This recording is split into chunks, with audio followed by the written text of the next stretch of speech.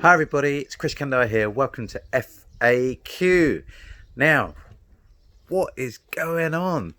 There were racist riots in London where the hard right are urinating on statues, beating each other up, attacking the police. There's another killing in America of an unarmed black man by a police officer. Stuff is still kicking off. This Black Lives Matter campaign is not ending. In fact, this is the most sustained amount of global racial protests I can remember. Even after Martin Luther King died in 1968, it didn't cause this degree of continued focus. It does feel like we're in a moment.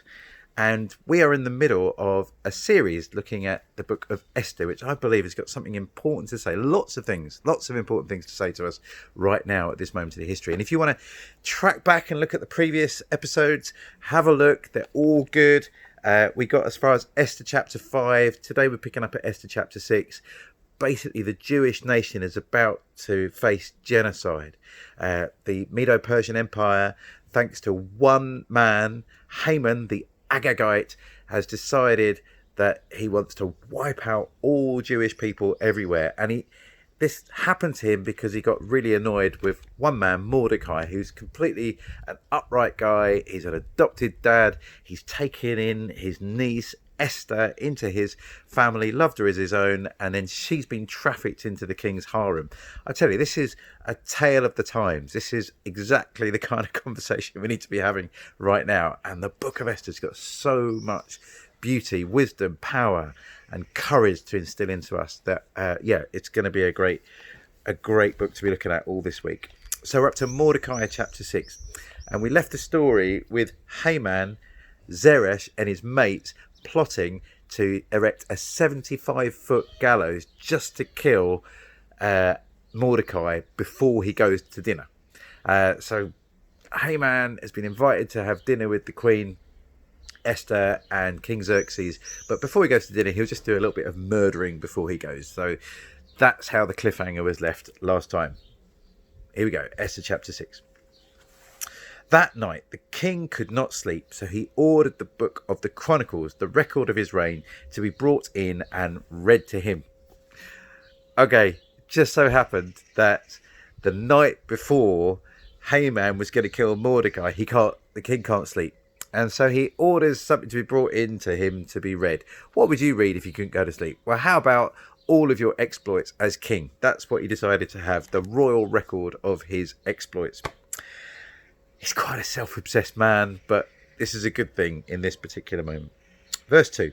It was found, recorded there, that Mordecai had exposed Bigthana and Teresh, two of the king's officers who guarded the doorway, who had conspired to assassinate King Xerxes. What honour and recognition has Mordecai received for this? The king asked. Nothing has been done for him, the king's attendants answered. The king said, Who is in the court?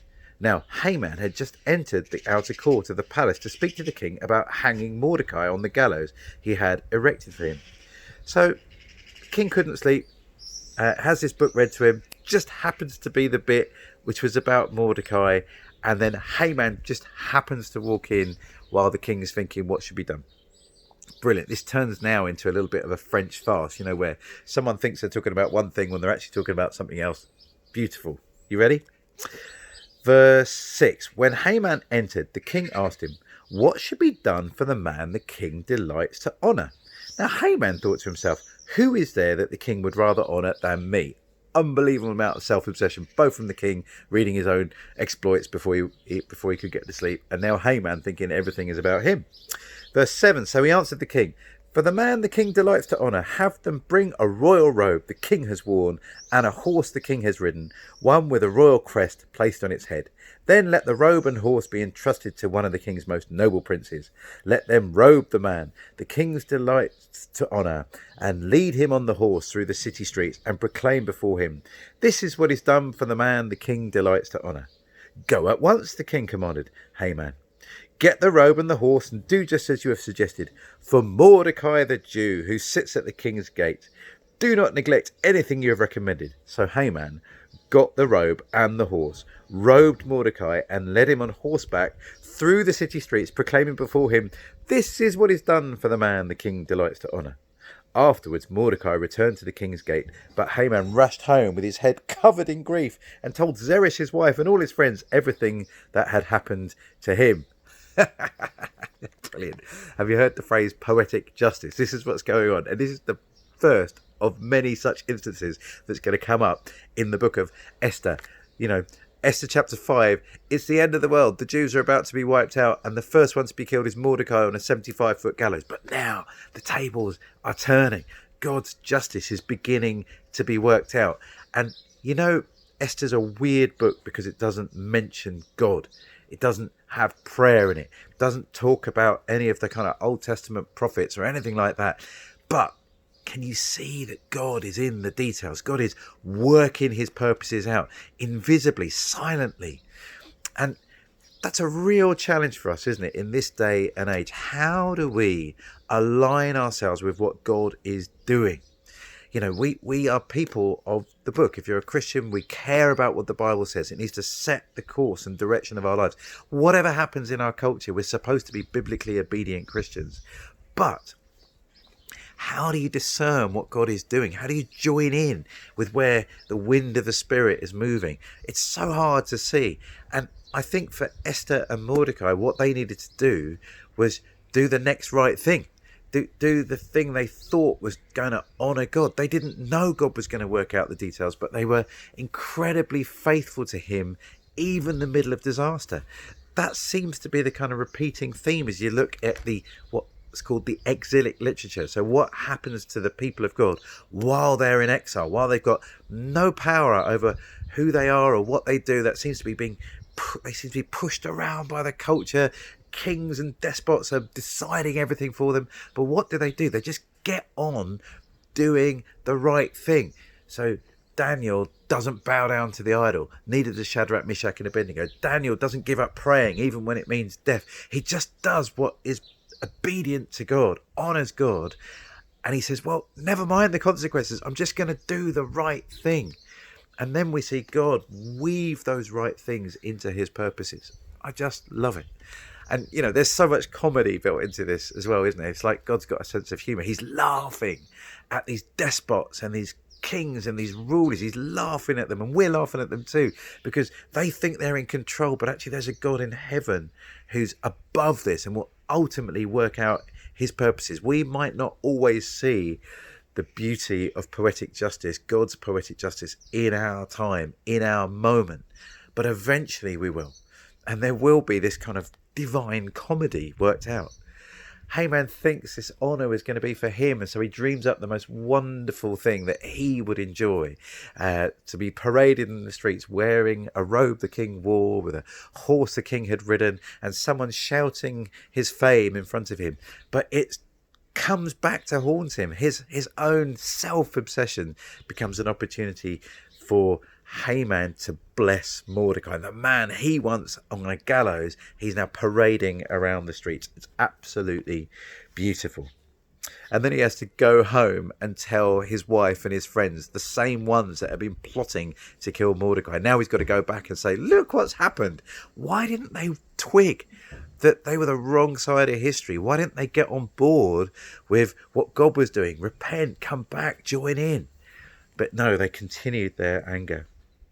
His advisors and his wife Zeresh said to him, since Mordecai, before whom your downfall has started, is of Jewish origin, you cannot stand against him. You will surely come to ruin. While they were still talking with him, the king's eunuchs arrived and hurried Haman away to the banquet Esther had prepared. Did you see that? Since Mordecai, before whom your downfall has started, is of Jewish origin, you cannot stand against him. Why? Why is it a problem that Mordecai is of Jewish origin? Maybe they've heard the story. Just a little bit like Rahab heard the stories about the God of Israel. Remember, Rahab was the innkeeper or prostitute who lived in Jericho, and she hears and she meets the spies that God has sent into the land, and she knows that they are from Israel, and the God of Israel is the mighty God above all gods. And she's heard what God's people did to the Egyptians, the mightiest, most powerful country in the world at that moment. Well, maybe Zeresh and other friends of Haman have heard the stories of Daniel, have heard the stories of Egypt. Maybe they know now, maybe the penny has dropped that you can't oppose God's people and you need to turn and get right. But there's no time. Haman is out of time. He was the one that rolled the dice. Remember, the pur that was setting the date for when the Jews were to be exterminated. He thought he was in control. He thought he could decide by rolling the dice that he wanted to. But no, Haman's decisions are being taken from him. He could have done the right thing. He could have turned his life around. But no, his decisions have been taken from him. He's about to enter the final phase of this story. And we know already, and even his wife knows already, that disaster and ruin are coming to him. Friends, they often talk about being the right side of history. And when it comes to race, it does feel like there is a shift going on. I don't know if it'll be a big enough shift or a long enough shift that will mean that we'll be able to undo some of the historic, terrible things that people have been doing to people of colour, to black people throughout the centuries. We know a lot of these things relate back to slavery in the 18th century and the outworking of it today. We know that in America, for example, there are millions of people who are unnecessarily imprisoned, mass incarceration. We know that hundreds of people have been killed by black people have been killed by white police officers, and it feels like this arc of history is changing now, and it's possible that we might see a fundamental shift in race relations. That would be amazing, and we want to encourage people to get the right side of history. And you know, those white supremacists and nationalists and racists in central London urinating on statues and beating up police officers and black people, they're the wrong side of history. Now's the time to recognise the value, dignity and worth of every single human being. And there's a warning here, isn't it? If you're the wrong side of God's purposes, ruin is ahead of you.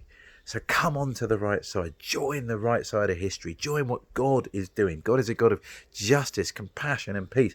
And one day he will say, I've had enough. I've had enough of this inhumanity, this cruelty, this oppression, this injustice. I've had enough. And what you're going to see in the story, the final phase of the story of Esther, is God saying, well, you have behaved so badly. Your time is up. And you're the wrong side of history. You're the wrong side of my goodness. You're the wrong side of my justice. And you will have to face that. And so I think there's a couple of things here. Firstly, a warning to all of us. We need to make sure that we are right with God. That we are genuinely connected with the God of mercy and grace. Not just in name, not just in turning up at church and reading some Bible stories, but actually in our hearts. Such a challenge for all of us.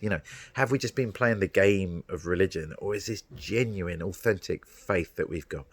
That's the challenge for me. I want to search my heart and check whether I'm really right with God or not. I think that's important for all of us. But secondly, there's encouragement. If you are a person who's felt oppressed and marginalized, if you feel like there's no justice in this world, well, what you get in the story of Esther is hope. Hope that, look, if God did it then once, he could do it again. If God is the God who's able to rescue his people from genocide under the Medo-Persian Empire, then he's the God that can bring justice into your circumstances as well. And therefore, hold on tight. God will win. Justice will come through. There will be a accounting. There will be laughter and joy when God turns the tables on the injustices of this world. So hang in there. The story of Esther is going to get even more exciting as we go through, and I look forward to seeing you tomorrow on FAQ.